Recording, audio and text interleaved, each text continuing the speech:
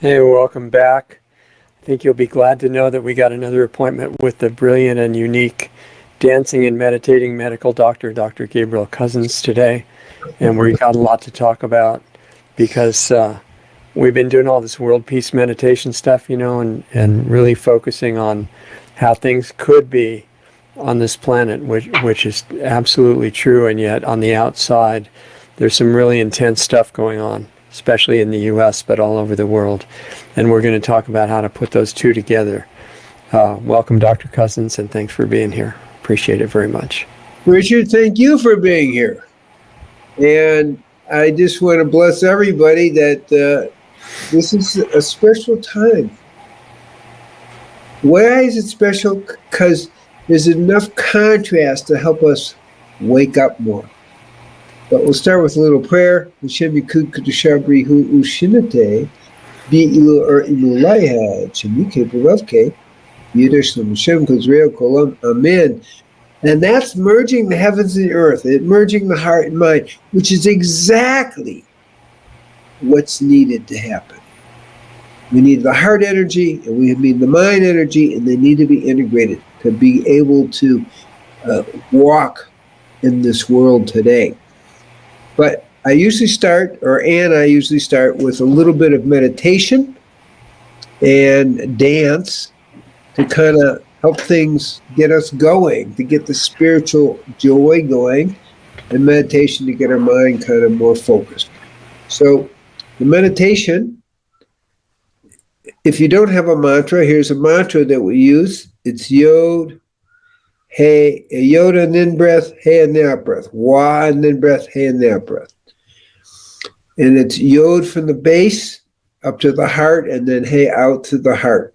Wa from the base to the third eye, and Hey out to the heart. And you just kind of repeat that till your mind's quiet. The second part of the meditation is after we got dancing to get the spiritual joy going, which is really the important thing here. Is then we sit, just focus on the energy coming out of my eyes that can help awaken the energy, which we also call Kundalini, Ruach Kadesh, and or further activate it. Now, the thing is, why spiritual joy? Because as we look at the world today, there's an distinct effort to take the joy away, to take the spiritual joy away, and just have people move into despair. And we're saying something really different. Let's celebrate. Let's celebrate the expansion of consciousness, which will uplift the whole world. And that, incidentally, I'm going to mention it now, but also a little later, is why we have the World Peace Meditation every Sunday at 6:30 Israel time. worldpeacemeditation.net. And that will build. In the end, life, love, spirit wins. Okay?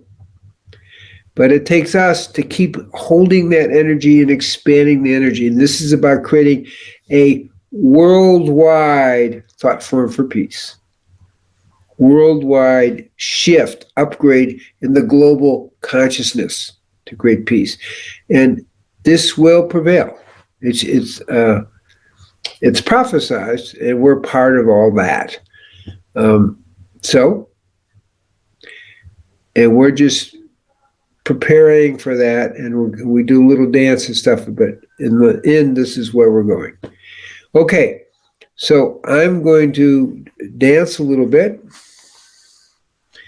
and ask you to join if you so choose. Okay.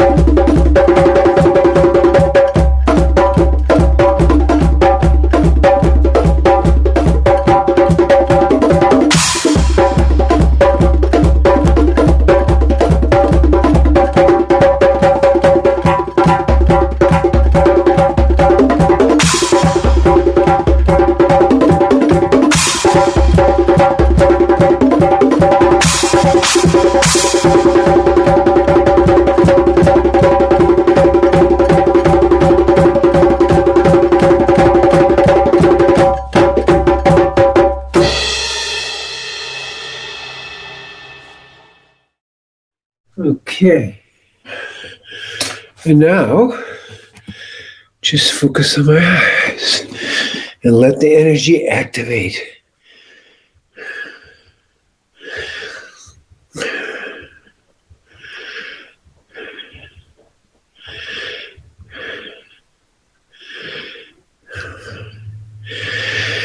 Yo.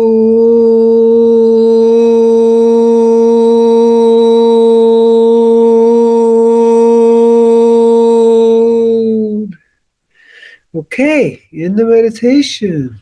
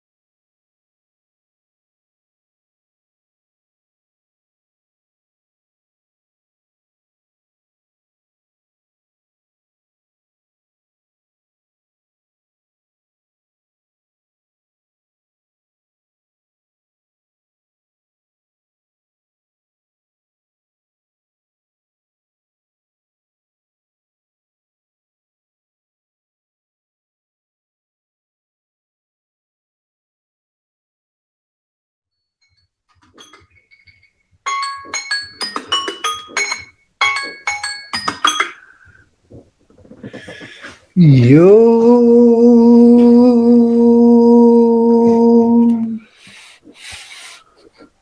Slowly come out of meditation.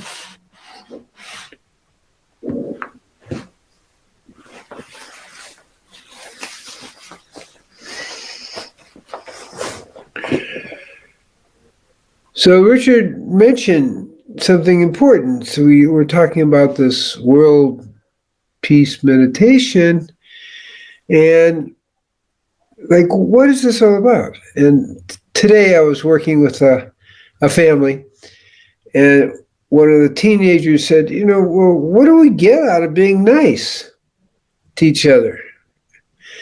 Now, that's an interesting question. I never would have thought of asking it.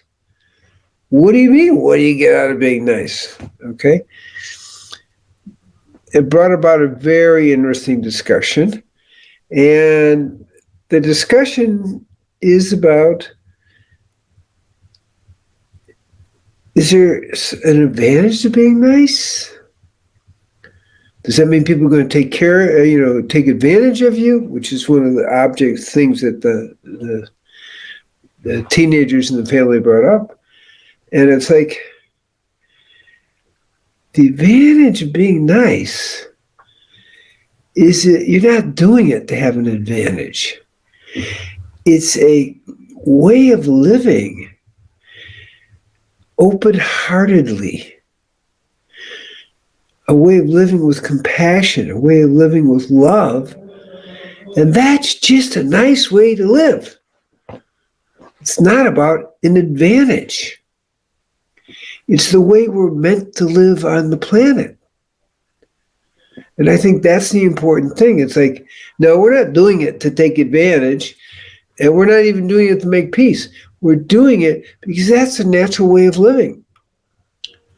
Living with an open heart, being kind to each other, being nice to each other, not taking advantage.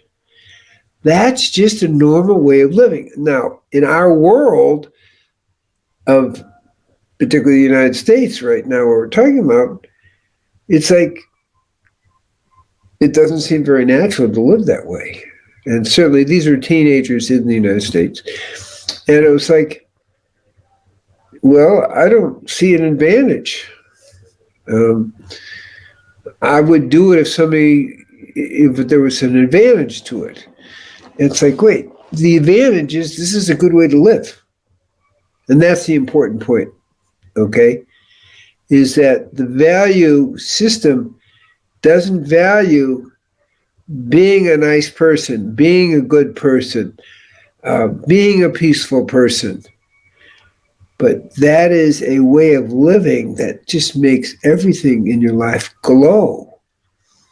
And it's contagious.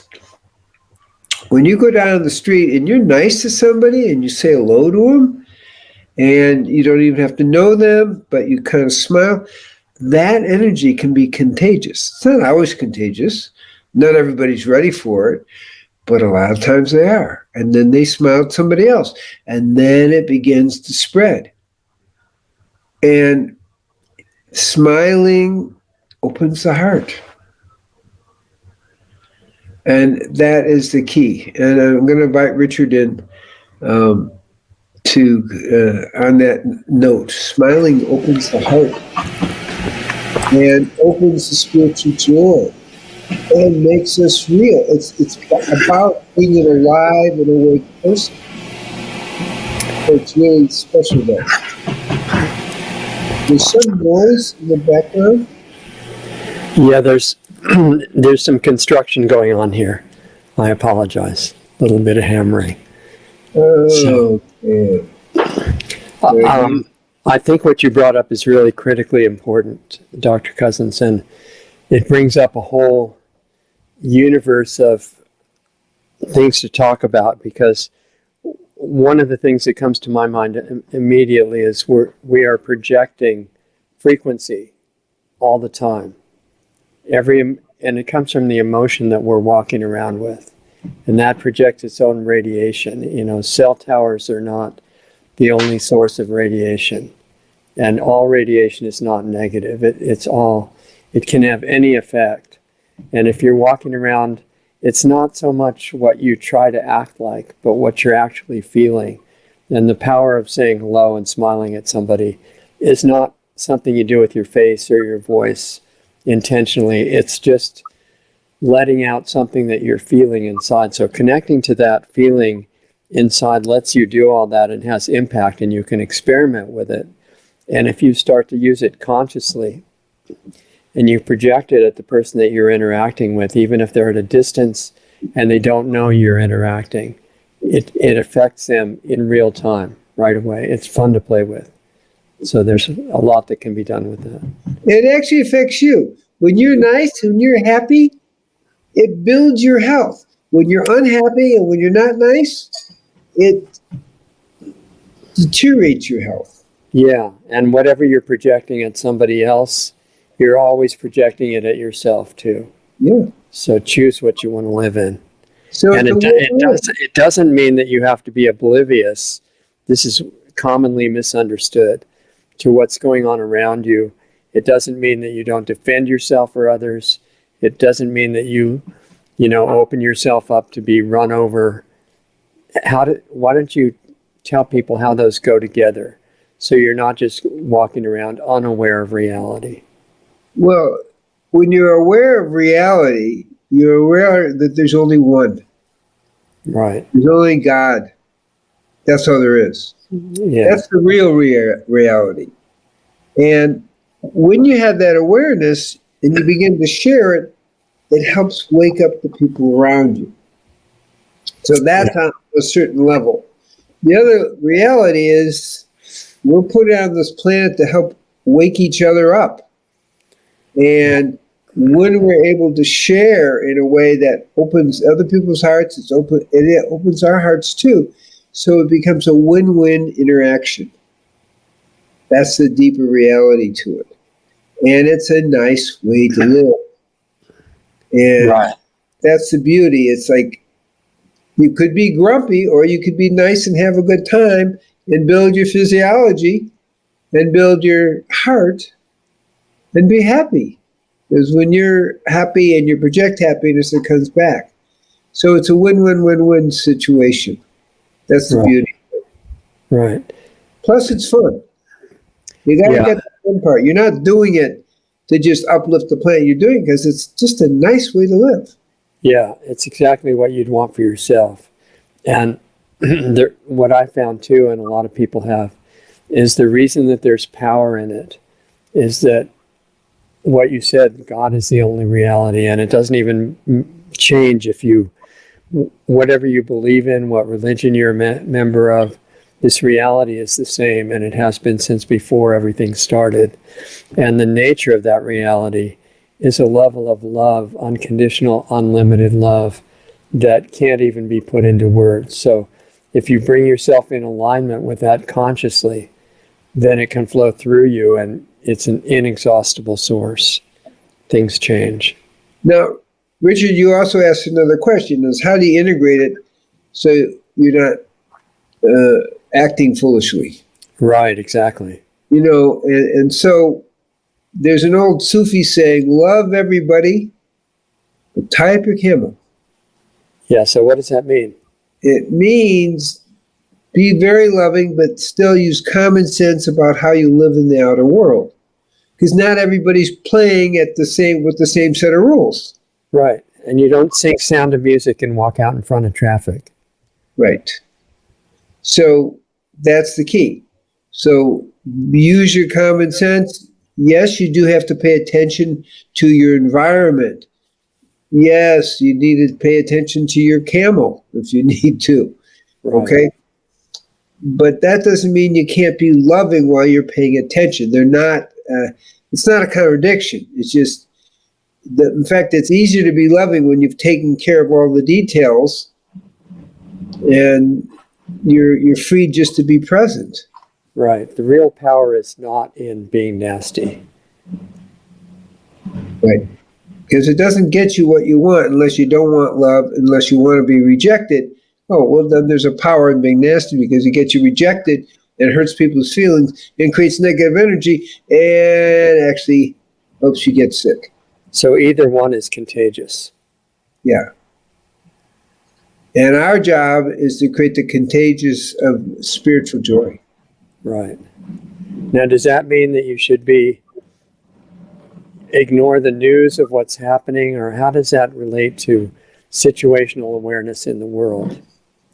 Well, there's two levels of truth. Well, maybe three levels of truth.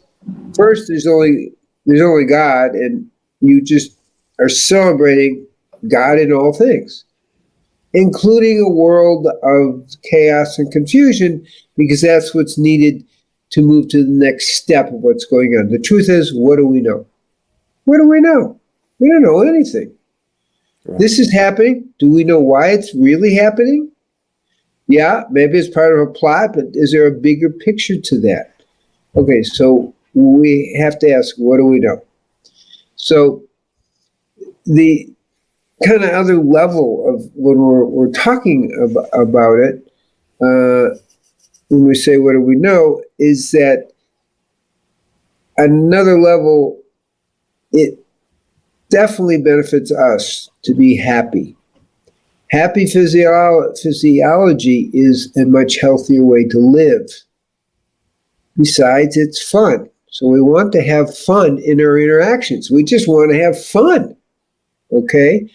And being loving is a way of having fun.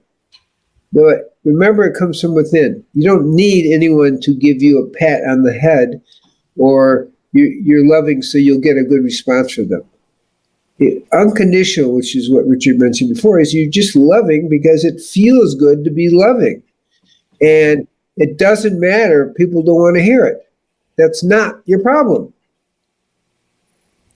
Okay? In fact, it's not a problem. You're just being in the essence of spiritual truth, which is spiritual joy. And it's not coming from what you're saying.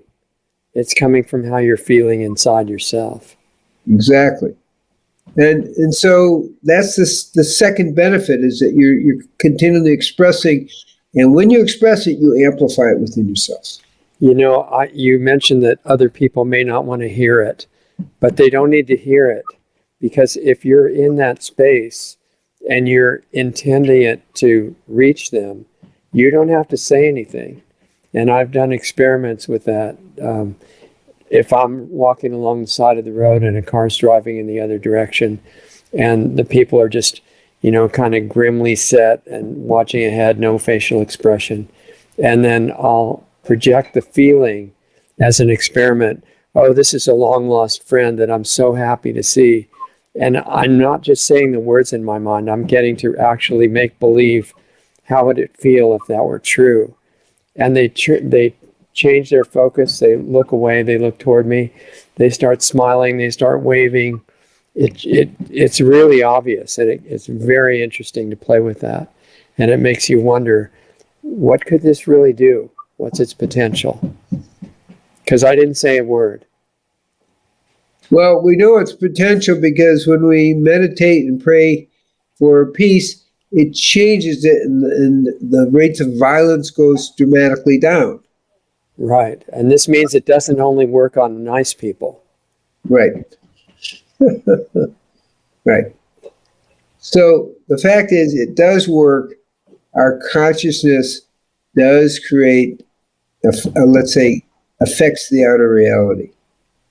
That's what we're talking about. Yeah, that's the big point. Once you get that, then you start playing with it. And that's really counterintuitive in the beginning.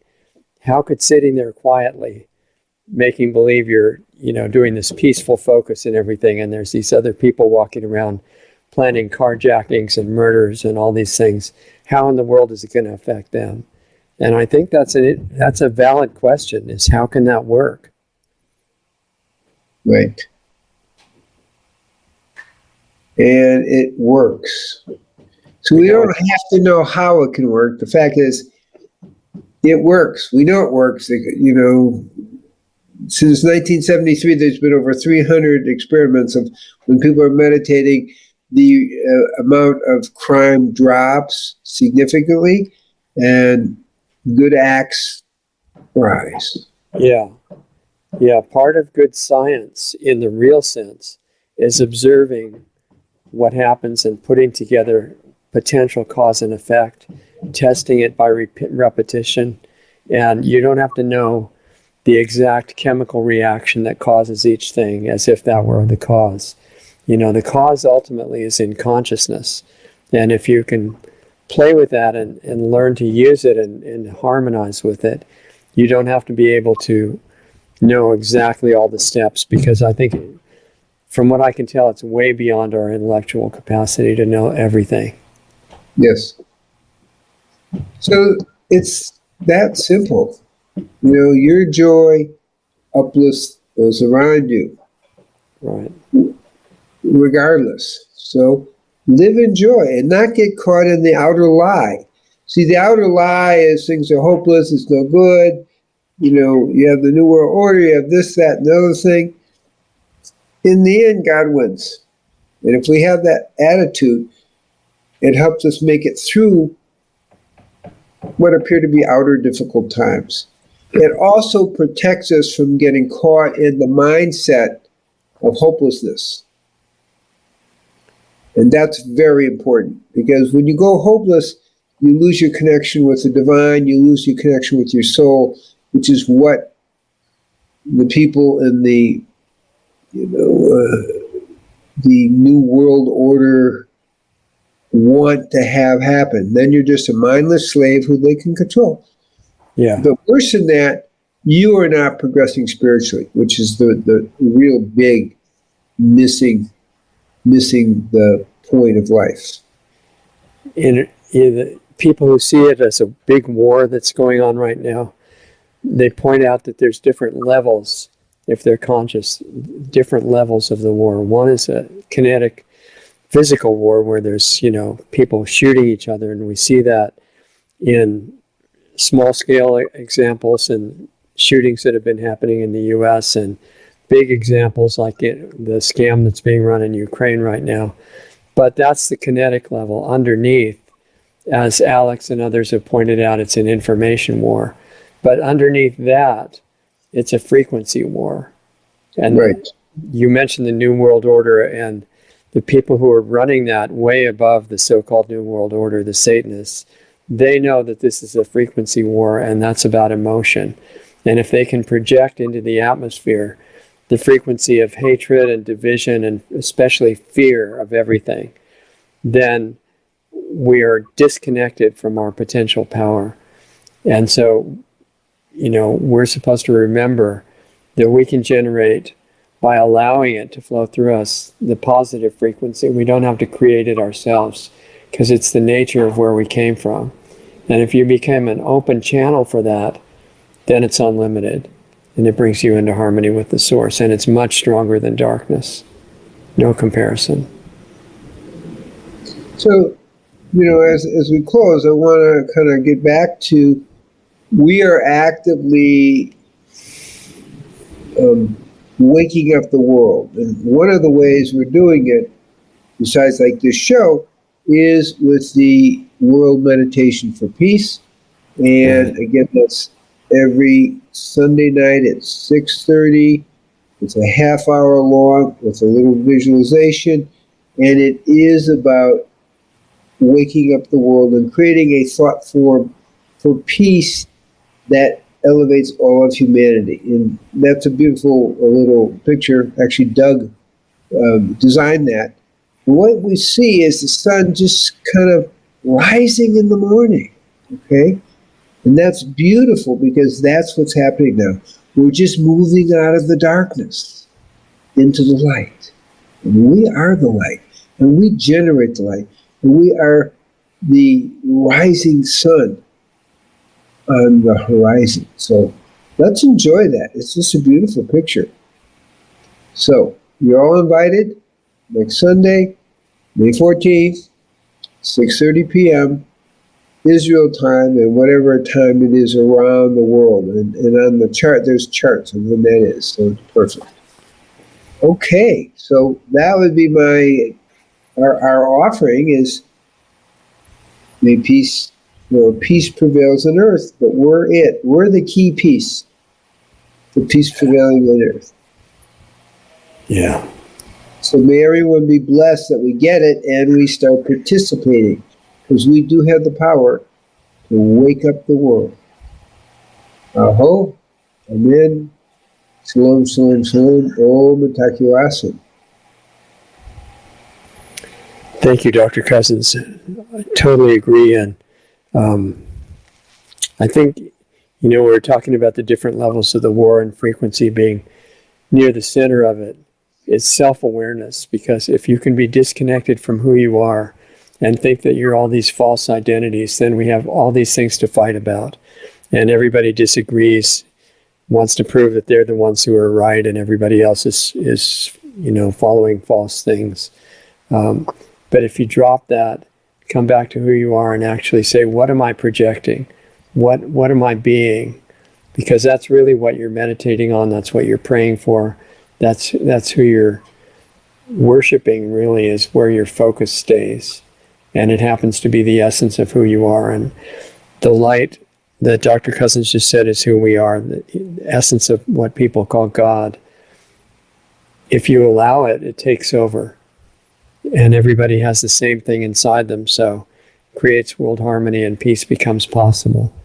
And I also want to mention that Dr. Cousens, from what my sources tell me, is about to have a birthday. He didn't mention it, but I think it's next Sunday. So everybody wish happy birthday to Dr. Cousens. And remember all of his programs at drcousens.com and treeoflife.mn.co and planetaryhealingclub.com for our work, lostartsradio.com. Yeah, Honor yourself. It's a special birthday. It's my 80th. Yeah, exactly. Big deal. He's not even through with his first 100 years, but he's getting his bearings now, getting ready for the main work to come. So anyway, blessings to everybody, as he says, and thank you, Dr. Cousens, and we'll meet you guys here next time. Tomorrow morning, U.S. time, is World Peace Meditation. Watch what you do in between those weekly meetings, too. It's very important. We'll see you next time. Take care.